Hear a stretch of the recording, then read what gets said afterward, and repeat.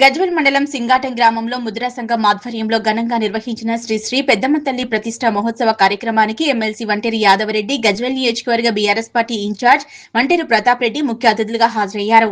ముద్రా సంఘం నాయకుల ఆహ్వానం మేరకు కార్యక్రమానికి విచ్చేసిన అతిథులను గజ్వేల్ మండల బీఆర్ఎస్ పార్టీ అధ్యక్షులు బెండే మధు స్వాగతం పలికారు.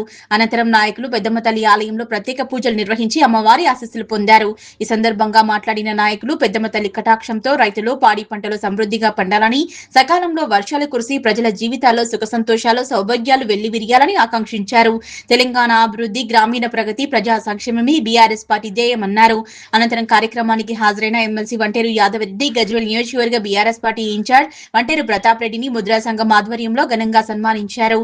అలాగే గజ్వేల్ మండల బీఆర్ఎస్ పార్టీ అధ్యక్షులు బెండే మధు, మాజీ మున్సిపల్ చైర్మన్ రాజమౌళి, మాజీ ఎంపీపీ అమరావతిని బీఆర్ఎస్ నాయకులు మరియు ముద్రా సంఘం నాయకులు శాల్వాతో ఘనంగా సన్మానించి తమ అభిమానాన్ని చాటుకున్నారు.